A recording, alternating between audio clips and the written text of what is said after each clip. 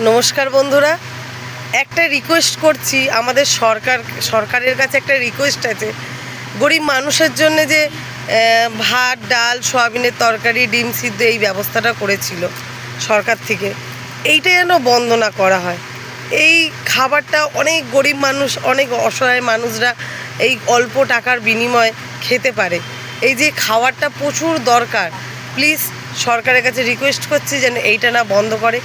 যে যেই পার্টি করেন না কেন, সবাই মিলেমিশে থাকুন, ভালো থাকবেন, সুস্থ থাকার চেষ্টা করবেন। কেন সুস্থ থাকলেই পার্টি করতে পারবেন, এটাই হচ্ছে কথা। আর মমতাদি আজকের অনেক জিনিস যে ভুল করেছিল, অনেক ভুলের কারণে আজকের এই জায়গাটায় পরিণতি হয়েছে। এই পরিণতিটা এই কারণেই হয়েছে যে এত কিছু চুরি, শিক্ষা চুরি, তোমার হচ্ছে খাদ্য চুরি, মাছ চুরি, কি চুরি নেই আমাদের পশ্চিমবঙ্গে। চুরি করতে করতে আজকে পশ্চিমবঙ্গ পুরো ঝাঁঝরা হয়ে গেছে। তাই জন্যে আবার নতুন সরকার গড়া হয়েছে, সবাই সমর্থন করেছে। তাই জন্যে আজকে নতুন সরকার ফিরে পেয়েছি আমরা। দেখা যাক কি হয় ভবিষ্যতে। আশা করি আরও ভালো কিছুই হবে, ভালো কিছুরই আশা করছি। এবং তোমরা নিজেদের মধ্যে ঝগড়া অশান্তি করো না। সবচেয়ে বড় প্রশ্ন হচ্ছে নিজেদের মধ্যে তোমরা ঝগড়া শুনতে। হ্যাঁ, বুঝতে পারছি কে কাকে মারছে। যে টিএমসি যখন ছিল তখন সে অনেক অত্যাচার করেছিল, সেই রাগটা এখন তোমরা তোলার চেষ্টা করছো। কিন্তু এইটা করো না, এইটা একদম করতে যেও না।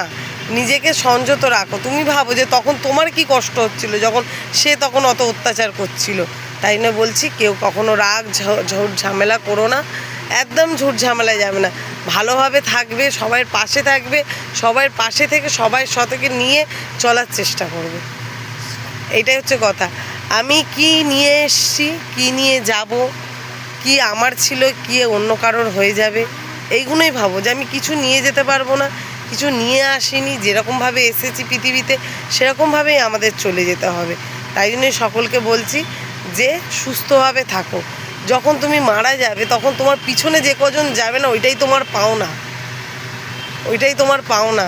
আর সেই জিনিসটা অর্জন করার জন্য অনেক কষ্ট লাগে, অনেক ত্যাগ দিতে হয়, তার জন্য অনেক মাথা ঠান্ডা রাখতে হয়। আমাদেরও রাগ হয়। আমরাও ভাবি যে এই এত রেগে যাচ্ছি, একটু করবো, কিন্তু না, এটা কখনোই করবে না। সবাইকে নিয়ে ভালো থাকার চেষ্টা করবে। আজকে এতখানি কথা। সবাই থেকো, নতুন জেনারেশনকে চান্স দাও যাতে ওরাও ভালোভাবে থাকতে পারে। Tata, bye bye.